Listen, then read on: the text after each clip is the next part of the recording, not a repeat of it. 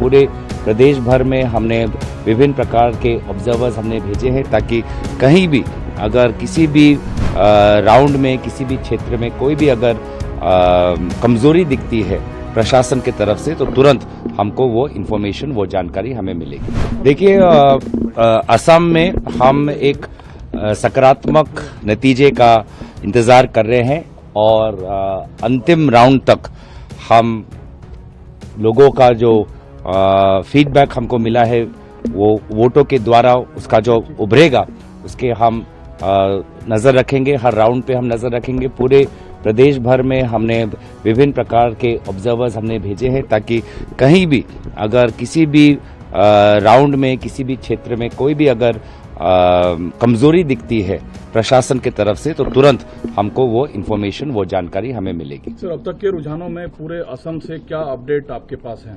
देखिए, अभी पहला राउंड ही हुआ है, इसलिए जहां तक सुबह की बात करें कि स्ट्रांग रूम से जाते काउंटिंग सेंटर तक ले जाते वक्त हमने सारे जो हमारे पार्टी के लोग हैं उनसे हमने जानकारी ली कि क्या ट्रांसपोर्टेशन में कोई कमी तो नहीं रही। हमारे मॉनिटरिंग सेंटर्स हमने हर विधानसभा में, हर जिला में, हर प्रदेश में भी, हमारे प्रदेश के सेंट्रल में भी हमने मॉनिटरिंग सेंटर्स बनाए हैं। क्या मॉनिटरिंग सेंटर्स हमारे अप एंड रनिंग हैं, क्या वहाँ पे लोग हैं, वो भी हम जानकारी ले रहे हैं। तो हमारी पार्टी की तरफ से जो तैयारी है स्ट्रांग रूम से काउंटिंग सेंटर तक और मॉनिटरिंग सेंटर के संपर्क में, वहां तक हमारी पार्टी की तैयारी संतोषजनक है। अगले कुछ घंटों तक सर आपका क्या फॉलोअप रहने वाला है, क्या रूटीन? देखिए, हम तो अभी पूरे प्रदेश से भी हम जानकारी लेंगे, खुद का भी विधानसभा है वहां से भी हम जानकारी लेंगे। कहीं अगर कोई कंप्लेंट आई है किसी कैंडिडेट के द्वारा या किसी विधानसभा में, तो उस पर भी हमारे केंद्र में जो बैठे हुए हमारी टीम है, जो AICC की भी टीम है, वहां से भी वो तुरंत इलेक्शन कमीशन के साथ संपर्क में रहे। इस प्रकार के पूरे दिन तक हमारा ये तैयारी रहेगी। AICC ने कई जगह कंप्लेंट्स करी, इलेक्शन कमीशन में कोऑपरेट नहीं कर रहा है, क्या यहाँ कोई ऐसी कंप्लेंट आप लोग को अभी तक? हाँ, हमने चुनाव के समय में भी हमने किया था। हमने जब चुनाव के हो जाने के बाद, मतदान होने के बाद, हमारे जो टीम्स हमने बनाए थे कि जो हर जिलों में जाकर जो स्टोरेज रूम है वहाँ पर किस प्रकार से EVM बॉक्सेस रखे गए हैं, किस प्रकार से अनयूज्ड EVM मशीन्स रखे गए हैं।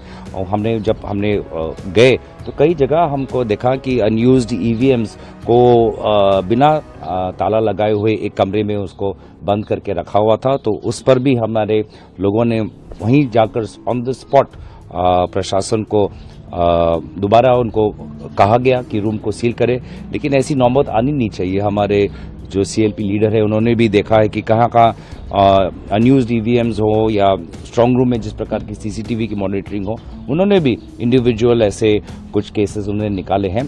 तो कैंपेन से लेके वोटिंग तक, वोटिंग से लेके स्टोरेज रूम में रखे गए EVMs तक, कहीं कहीं जगह प्रशासन के रूप में कहीं तो हमने ढील देखी है। But you are satisfied with what's happening today, the process of election commission? Well, today right now we are in terms of the counting, we are only at round 1. But overall, if you've seen the election commission, I mean, you can clearly see that our candidates were assaulted, and yet the election commission took no action. We spoke of various officers who were acting as almost as agents of the BJP government, and yet no action was taken against them. So when you have this kind of environment, I think that does not look good upon the election commission, and that is why the reputation of the election commission is where it is today. Sir, what distinguishes your connect with Jorhat voters than your opponents? As we have seen that you and Hitendranath Goswami both are from Jorhat. So ऐसा क्या difference है कि लोग आपको vote करेंगे और उनको नहीं? ऐसा क्या इश्यूज है? देखिए, अब तो देखिए, वोट मांगने का समय तो खत्म हो गया है। अब तो लोगों ने वोट दे दिया है, अभी काउंटिंग चल रहा है। So we are just looking at round by round what are the results of the different wards of Jorhat town, what is round by round, what is the feedback that we are getting from the rural areas of Jorhat, and that will give us an indication of how and why people have voted. Thank you.